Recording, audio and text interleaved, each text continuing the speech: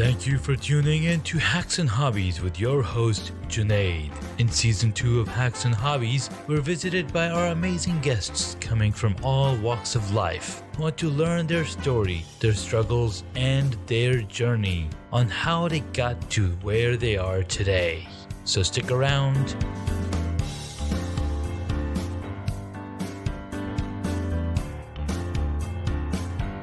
In this episode, we get to speak with Michelle Peña.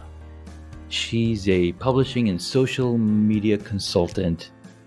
And to be honest with you, I met her a few LinkedIn locals ago and been keeping in touch and following her journey. And she's a writer, editor, designer, filmmaker, and a speaker. And she's a very cool individual. And she's been busy and we've all been busy, but we finally have her here on the podcast. So Michelle, welcome to the podcast. Hello. Thank you so much, Junaid, for having me on. I'm really excited to be with you. You're welcome. Absolutely. We've seen a lot of your awesome videos and your really cool filmmaking.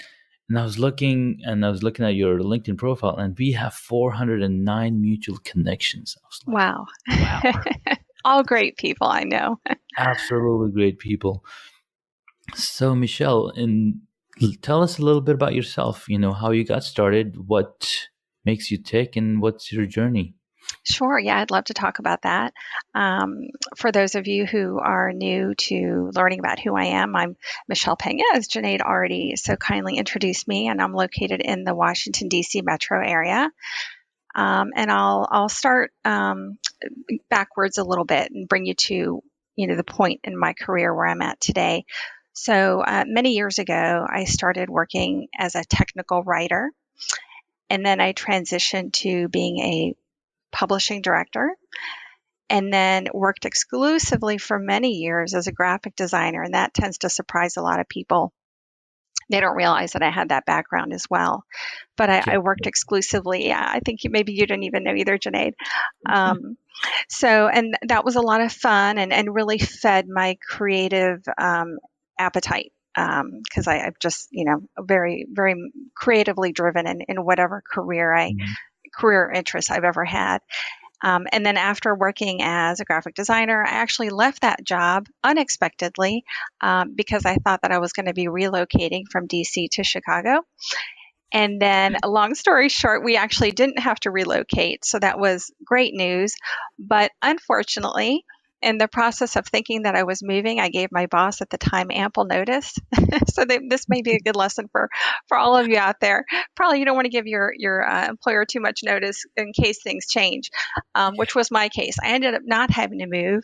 And the week I found out that I was able to stay in the DC area was the same week my replacement at work started.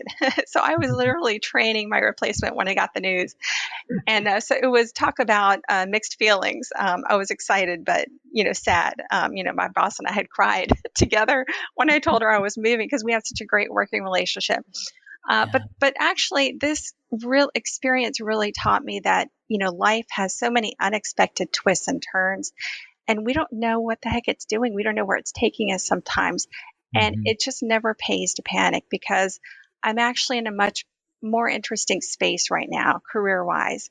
And I would have never made the leap if I didn't go through that. So I still work for the same B2B publisher called Business Management Daily. I worked for them for many years in that graphic design capacity. And then I resigned, ended up staying in the area, and they called me back after a few months because they had a position open up in their editorial department. They knew that I had somewhat of a writing background, but it wasn't really a writing job. It was more of a copy editing job. But, I was just so happy to get back into the company because I knew I was going to be working with a fantastic team. And they were located just 10 minutes from my house, which was important to me because I have kids and they were near the office. So I took this job and worked as a copy editor pretty exclusively for almost 2 years and really enjoyed it. But, honestly, like after those first couple of years, I started to just get really tired of the monotony of that particular role. And I just needed to do something a little bit different. And I guess that speaks to my personality. I'm not really the kind of person that can be satisfied working, staying in one box. It's hard. Mm-hmm. It's hard for people to define me because I'm always changing what I do. Yeah. It's hard for me to even understand where I'm taking myself in the next few years. I try not to think too long term. I stay a little bit more in the present.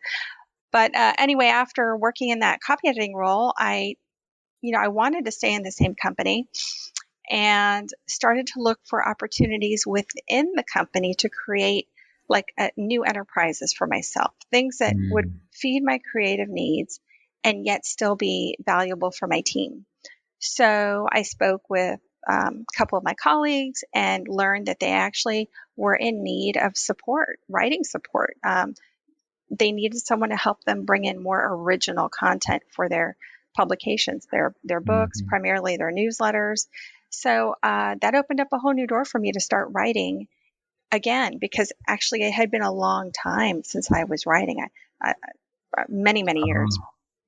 So I was able to get back into writing, and that has just snowballed over the past, I'd say, year, because I'm doing very little of the copy editing now. Thankfully, I had another colleague that was interested in absorbing some of that workload. So that enabled me to reinvest my efforts in an area that I was just going to have a lot more fun with and would still be of value to the organization. So it's been awesome. The writing, most of the writing that I do revolves around personal development issues. Yeah. And that works out great for their publications. They produce a lot of different things that are designed for people working in management capacities or leaders, administrative professionals, business management professionals in general. It's just the topics I write about lend themselves well to the wide spectrum of publications that they produce. And that is what originally got me on LinkedIn, was trying to share my articles and seeing how they would be received by the larger community out there on the web. That's so cool. So how many articles have you been able to share with the community on LinkedIn? Yeah, I have a lot more. I'm going to be putting up. I think I've only posted 5 of the dozens that I've written.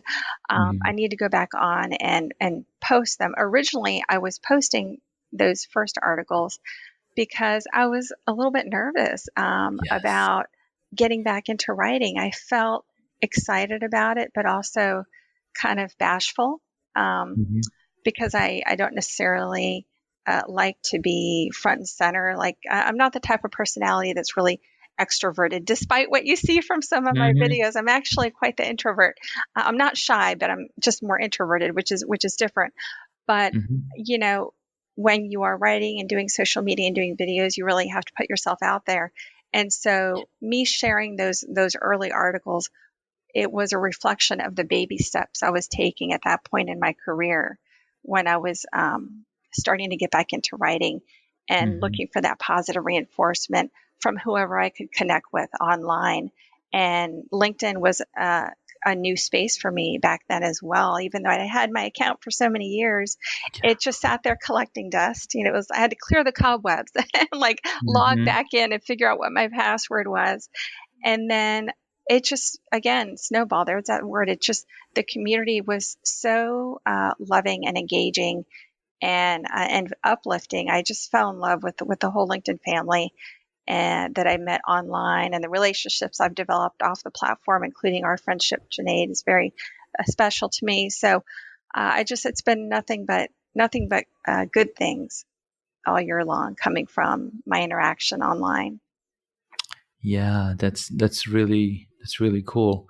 And LinkedIn has been a super platform, especially when they've changed the entire model of what they want to do with it, bringing more of the social aspects. And it's just not just LinkedIn, but people that are on LinkedIn, they're like, why not use this network to share what they're about? Why not share it to other people that are already connected to? Because that human connection and those relationships is what makes people work together better.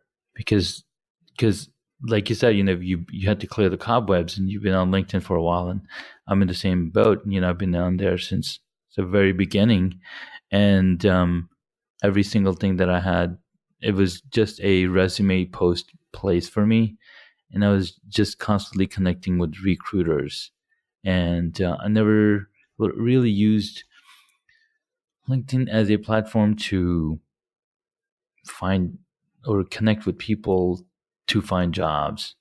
But as you and I have realized in the past year, it's become a much more social, much more human network. Yes, I entirely agree. I think that also reflects our need as human beings just to have a sense of belonging. You know, we may, many people may join LinkedIn or other networking platforms to originally to, hire employees and so forth. But it's more than that. It's really about connecting with people on a human level and making each other better individuals, Mm-hmm. better in our jobs, um, Yeah. more knowledgeable, and growing our confidence through those interactions, and helping each other when we run into issues. I mean, how many times I've seen online, either in direct messaging or on a post, where somebody Mm-hmm. is asking for information about how to do something. Just the other day, somebody who I met probably 8 months ago, she's in the UK, Mm-hmm. posted something about wanting to learn how to use Adobe InDesign and Illustrator. Mm. And so I replied to her post and said, "Hey, most people don't realize that I do this, but I know those programs. I could develop a whole e-learning course on my own on teaching people how to Nice. do this. I'm here for you if you have any questions." So she was really appreciative of that. And I'm glad I saw that post on the feed. I just caught it by accident as I Yeah. was scrolling. So I felt really happy that I was able to, reach out a hand to someone who I appreciate, who helped me back when I was getting started and learning to Mm-hmm. become comfortable online. Nice. See, those are the kind of stories that people don't really know. They're like, "Whoa, how did you get to 16,000 followers?" Or, it's all, you just gotta have to put content out there, connect with people, and learn what you can do for them, right? Absolutely. I think that that's totally what it is. I believe it was probably March. Oh, no, I'd say maybe Mm-hmm. February of 2017, Mm-hmm. approximately, that I started really getting into LinkedIn. And I had perhaps 300 followers back then. Mm-hmm. And now I'm whatever, over 16,000. But it's just been, I think, a reaction to the consistency of my posts, and just the realness of them. Yes. I do share personal stories in Mm-hmm. some of my videos or written posts, but Mm-hmm. I make them relatable in some way. I'm not just out there talking about myself, which would be boring because we all have lives, that are pulling us in different directions. But I try to share stories that in some way will uh, provide some value, either uplift, inspire, Mm-hmm. educate, entertain people, make them feel better about themselves at the end, or give them some kind of takeaway, something they can do better at work or when they Mm-hmm. get home to their families to improve how they're communicating with each other interpersonally. So I just love all that. No, that me too, because without those communications, without those connections, we just feel lost. Because a lot of the times, we're just looking for that connection, because we're on these social networks either to connect or to pass some time. Most people that are looking to connect, they're looking for those amazing stories, and then you'll see them commenting on the stories, and it's really cool. Love it. Yeah. Yeah. Actually, All right. one of the things that got Mhm. me into, because I talked about how I do, articles and written posts and so forth, but Mhm. touching a little bit more on the videos, one of the reasons that I started doing the videos Mhm. last year, well, there are multiple reasons. One of them was I was looking for a way to be able to collaborate with my team at work. So Mhm. they were interested in what I was doing on LinkedIn, although they didn't really want to get too involved in being online themselves. And Right. so the Okay. Okay. idea of collaborating on a scripted web series um, came to me, and we ended up doing some videos together, which we then I named Sunnyvale Incorporated, just like a funny name for the video series, which the company has on their YouTube playlist now. Yeah. But it's just been a fun way for us to work together and have fun. So whatever little movie we've put out is generally comedically inspired, but it ties into some relevant theme in the workplace. Whether it's how men and women communicate and how to help us all understand each other better, or how do you react if somebody as silly like office thievery, if someone steals your sandwich from the refrigerator, how are you going to Hmm. respond? There's just like a whole funny episode we did on that, or about Yeah. team building games and so forth. So that's one of the series of videos that I've had a lot of fun working on, that has helped me have an even better experience at work, and enable our team to have fun together. But apart from that, I was walking around in the city of Falls Church, near where I live, Hmm. and I saw a coffee cup I was in the park, and I saw a discarded coffee cup in the lawn, like the grassy Hmm. area. I picked it up and threw it away. My daughter was a little distance away playing on the swings. But this coffee cup caught my attention because on it was the logo for a coffee shop that I had frequented. It wasn't just any coffee shop, it was a Hmm. specific coffee shop that I knew of at the time, that was family run, and they were actually working their tails off to stay in business, because it's very competitive, and their business wasn't doing very well at the time. It's doing much better today, but at the time I realized, I'm like, my gosh, to anybody walking by this coffee cup thrown on the lawn, it's just a Yeah. piece of trash. It's an empty coffee cup. But I know the story behind this coffee cup, the story and the people behind this business. And Yeah. if more people knew their story, I just know so many more people would be attracted to them, That's and right. want to give them their business, because they don't realize that how badly they need it. These Yeah. people worked very long hours, had their kids in the coffee shop during their homework late at night, and they were just breaking even. They weren't even paying themselves for many Right. months. And so it just made me realize how the videos that we put out online can be purposeful. They can be human. They can appeal to us on an emotional level, Yeah. and still enable us to make a sale. Which people think we're out there trying to sell products, but you don't want to be sales. Right. You want to show people why it's important, and Exactly. the authenticity and the love that's all wrapped in. Wow. That see all of that shows your creativity level. I mean, all of the stories that you've told so far are told me, totally speak out to me that you're a writer. You're somebody who thinks through when you're talking about. I mean, I'm a long way away from that, but it's what we love about you. I mean, you put everything in perspective, and it takes a lot of time.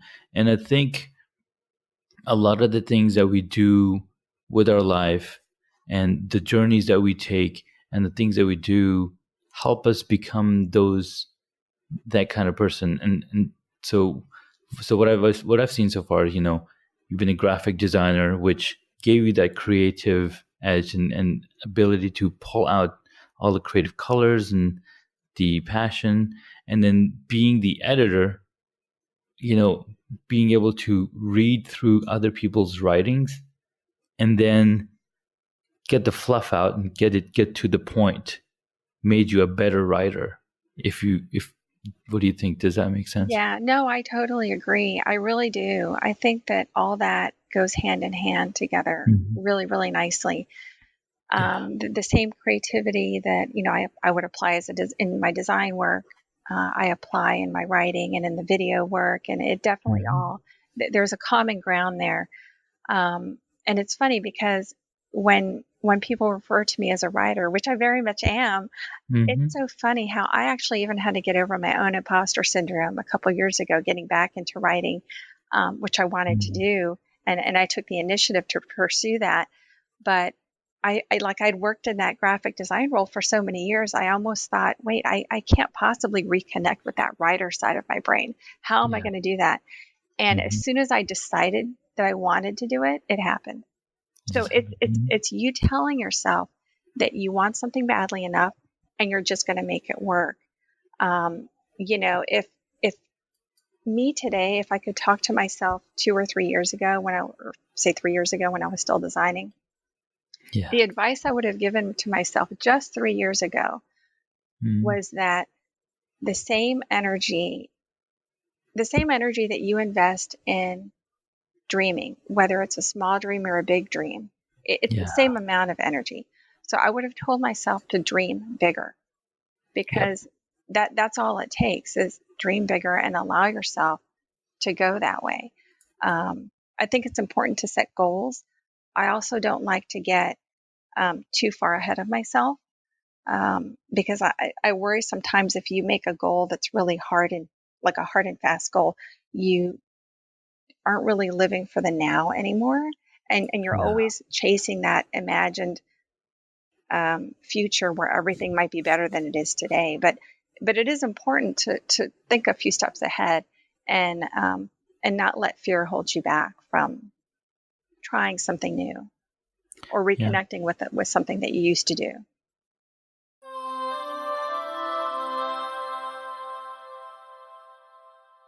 Hello, Hacks and Hobbies listeners. Are you looking to share your opinions, give me feedback, or tell me what you're thinking? Send me a voice message. Voice messages are an easy way for you to send me audio that might end up in future episodes of Hacks and Hobbies. They're the latest feature from Anchor, the platform I use to make this podcast. Here are some of the things I would love to hear from you. Are you enjoying the direction the podcast has taken for season 2? Is there someone I can interview that will absolutely help you gain more knowledge? What do you think of the different topics that I talk about on the podcast with my guests? You can send me a voice message right now from wherever you're listening. Just tap the link in my show notes. I can't wait to hear from you.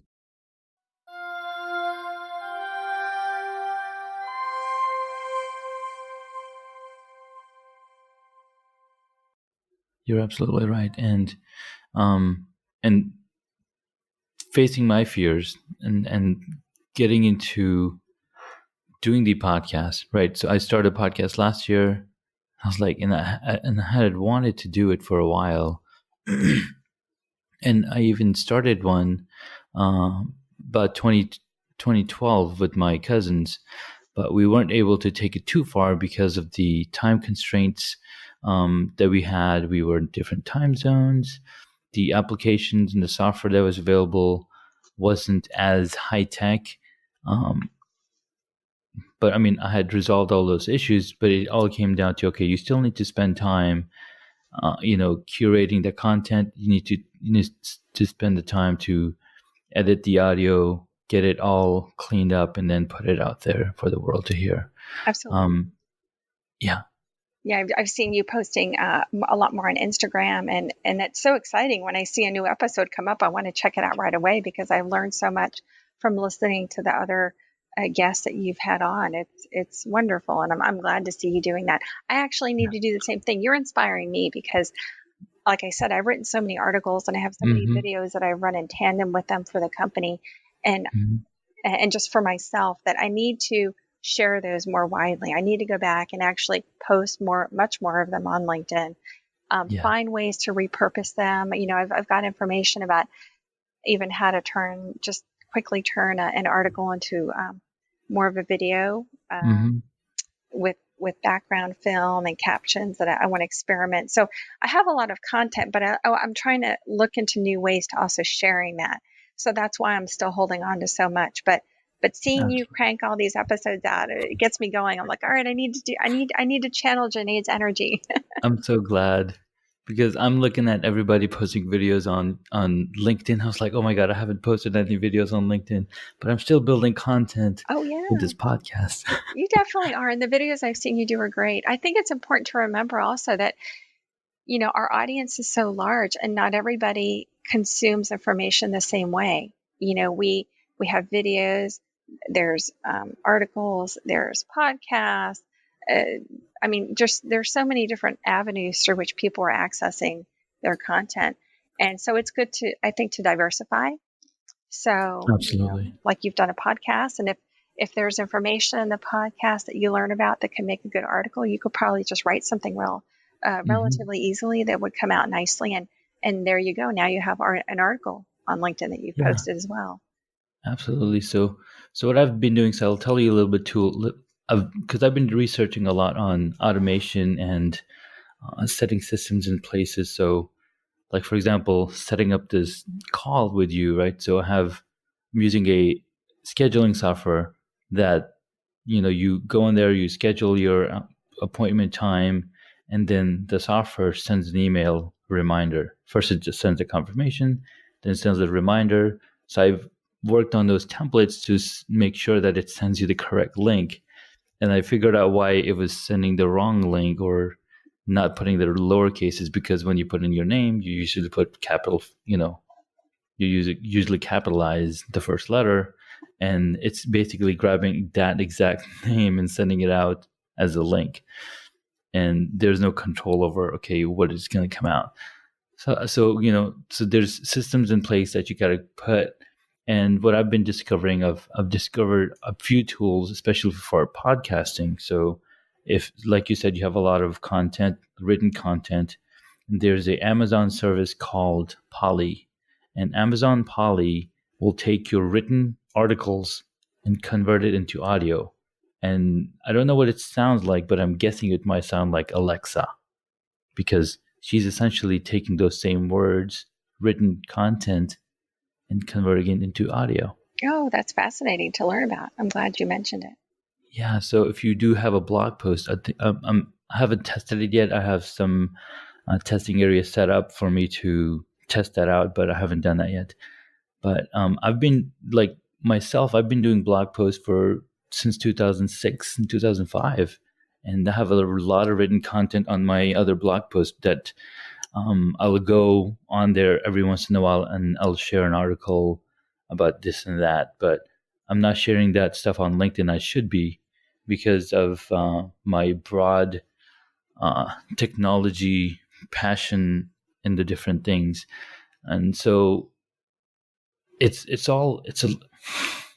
guess all it takes is time and effort and getting that format right. I mean, the marketing of it all is really, really essential on how you get it right. And lately I've been hearing a lot about funnels and setting up your funnel right, setting up your landing page, bringing, talking to the right kind of people that might be interested in your content. Because when you're marketing, you don't want to market it to everybody, because then you have a very small response rate. But then when you have content, like for example, the stories that you're posting are very deep and thoughtful, and that's one of the reasons. Well, that's not the only. Let me say it right. That's one of the reasons why people are so attracted to it.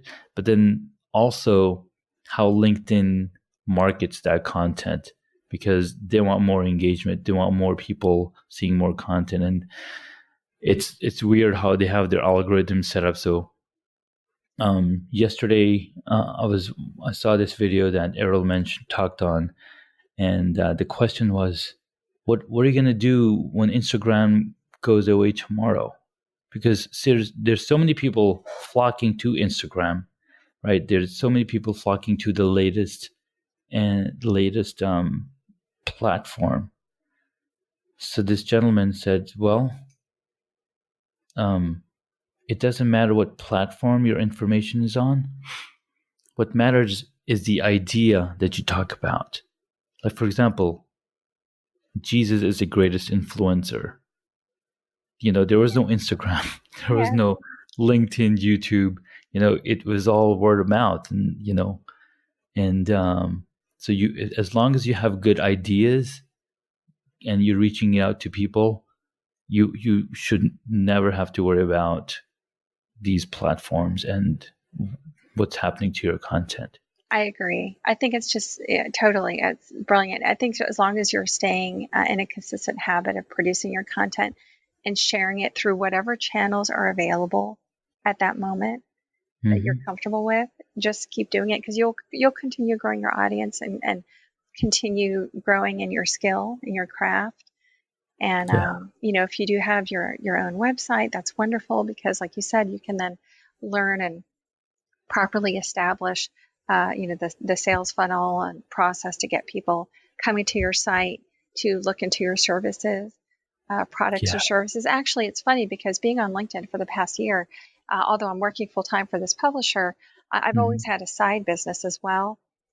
Capital Publishing Corporation is the business through which I brand that. So it is incorporated formally, but I've done a variety of things through that company, primarily graphic design work and some social media consulting. But I wasn't actively marketing that the past year at all. Because I was so just entirely 150% dedicated to my current job. But because of all the content I've been sharing, not only did that engagement that I was putting out there raise awareness about my publisher and their products, it increased curiosity from the community about me as an individual, as a professional, and what I do and what else I'm capable of. So that has actually generated quite a number of inquiries, direct messages from people who needed help in different capacities, and Exactly. has created business opportunities for me when I had time to Yes. invest, that I could build those out. So it's definitely, I believe that there's a great return on your investment on any channel, not just bottom line in terms of, how much more money you're able to bring in for yourself to feed your family and so forth, but, just in personal growth. It's wonderful. And Exactly. relationship building, that's very, very fulfilling. Yeah. Very, very true. So, some of the questions that I like to ask um, are: what is one hobby that you wish you got into? One hobby that I wish I got, you know what? I would say that so this is sort of would be new to me again if I were to pick up guitar playing, because I actually played guitar when I was young. I played in church every week with a music teacher. It was one of the few times growing up that I was willing to get in front of an audience of people. And I loved music. I guess that was another just creative outlet for me back then, was music. But over the years, like once I got to high school, I just got so busy with other things. I abandoned the guitar. I don't even know what my parents did with it. They probably saw that I wasn't using it and they sold it or something, and used it to pay for something else that I was doing, which was smart of them. But I think that I wish I had not stopped playing. But it's never too late to go back to it. So Yes. that's actually something that's been on my mind, that I'd like to go back to the guitar. So I love music. I love it. And that was always my favorite instrument to play. Awesome. All right. So, what is your favorite movie or TV show? And if none, how about a book? That's another great question. I will say that in terms of movies, there are so many. But one of my favorite ones that I always circle back to, is Moonstruck.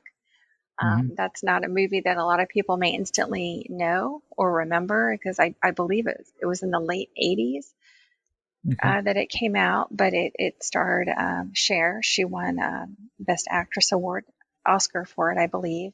Wow. Olympia Dukakis, who I think won the Oscar for Best Supporting Actress, possibly.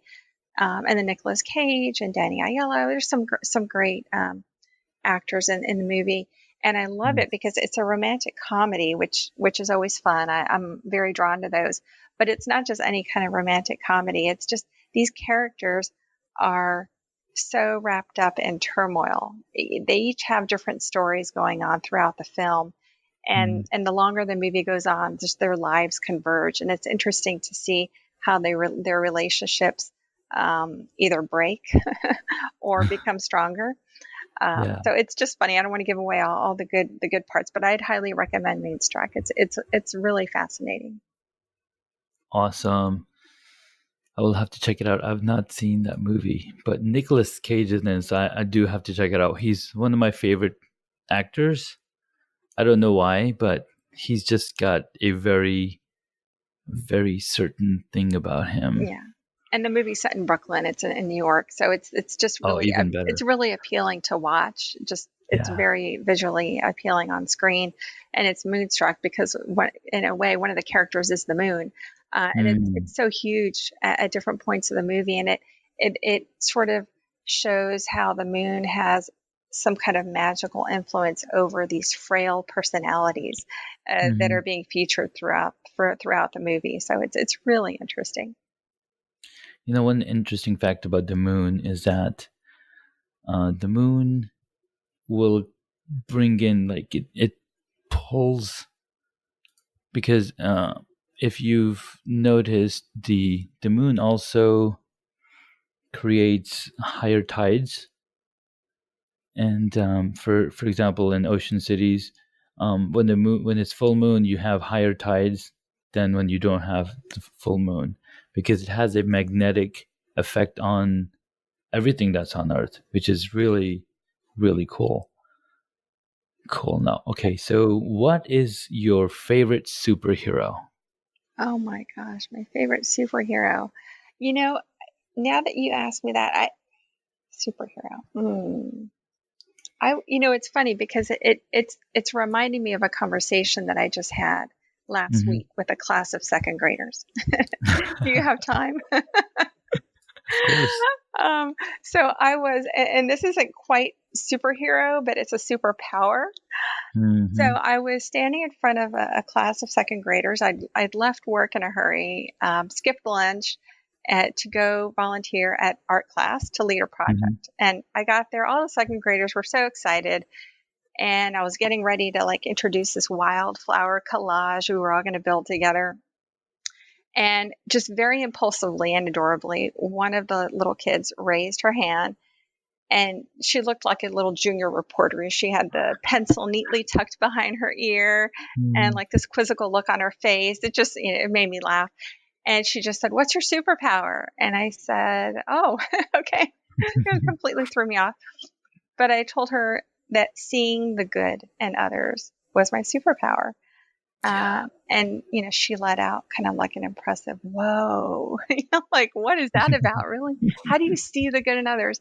And I had to explain it. Just basically that's one of my, I think, one of the biggest personal traits I think that I have that has enabled me to just be very happy and generally happy and successful in life in whatever I do, because Mm-hmm. we're always going to be tested by difficult circumstances and difficult personalities. Quite frankly, there are difficult people out there we aren't always going to click with, but Oh, we have yes. to find a way to still assume good intentions and see the best in them, Yeah. or sometimes take ownership for a conversation that may not go well and think how maybe you contributed to the misunderstanding and whatever. But I think that there's always something good in a situation that you can take away, or something good you can see in other people, or in a way that you can convert a negative interaction into a positive reaction for yourself and for the people around you. So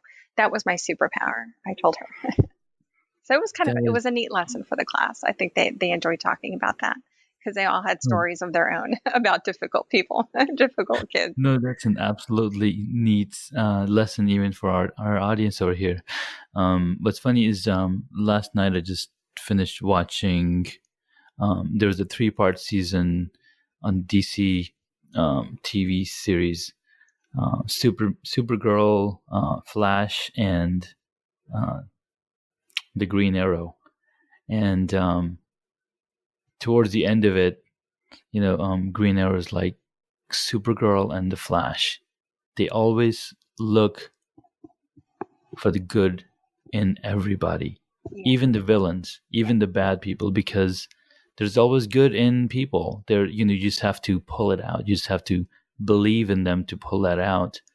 And one of the story that um, Oliver Queen or Arrow he mentioned himself is that Leonard Snart.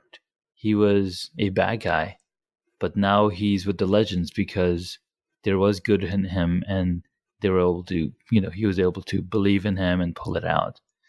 So that's an awesome superpower. Yeah, actually, It reminds me also, I was talking with my daughter not that long ago. It was over the holidays. We were both wearing these Scooby-Doo t-shirts because we both love Scooby-Doo, the classic episodes. Yeah. And, she was asking me what my favorite thing about Scooby-Doo was. And then I asked her, and basically it was, for example, just how he always stepped up in most episodes anyway, how he always stepped up to face his fear and do the right thing to help, the people around him. I'm talking to a 7-year-old, so, the conversation could only get so deep, but it really meant a lot to her as well. And, she, after I talked to her about this, she came back to tell me that peace fills her heart when she does the right thing. And that must be what Scooby-Doo feels. And it just really touched me. And I'm like, you know what? You're so right. And those are the things that draw us to characters on screen, whether they're fictional, whether they're a cartoon, a human. Those are the things I think that really pull at our heartstrings. That's true. That's absolutely right. Okay. One last question. And then we can tell people where they can find you. I mean, you've already told us. Okay. If you were a board game, what would it be? Oh my gosh. If I was a board game, I would be I'm blanking on the name. It's the one where you have to put a picture on your forehead and the person sees it. It's Headband. I think it's called Headband. Well, to be super explicit or particular, that is not a board game. I know, I cheat. You can see I probably don't play board games well because I'm even cheating on the question. But it's just so fun because you have to basically act out something without telling the person what it is, and you're trying to guess if the person's acting like a monkey or like an animal, like a tree, or what they're trying to portray. So I think anything that involves physical action with the board game is going to be my favorite. Okay. It's a multi-sensory kind of game. Anything like that is great. Perfect. So my board game is Settlers of Catan. Oh, I don't know if you've heard of it before. I haven't heard of it. I'm sure it's kind of like Risk and Monopoly combined. So it's pretty interesting. That sounds good. That's a very brainy game too. I like it. It's brainy, but it's very basic. It's really cool. Yeah. Just check it out. Awesome. Well, so Michelle, where can people find you? It was really awesome talking with you. Thank you so much. I loved our talk as well. Thanks again for having me on. People can find me on LinkedIn. They can search #NichiMash or just my name. I'm also on Instagram, so I'm at NichiMashup there. Perfect. Cool. Well, thank you so much for your time. You're welcome. We'll look forward to keeping in touch and talk to you soon. All right. Thanks. Bye, everybody. Thank you so much for taking the time to listen to this episode on Hacks and Hobbies. We absolutely appreciate your contribution. You can find additional notes on hacksandhobbies.com. Please share the podcast with your friends and tell them what you learned about our guest today.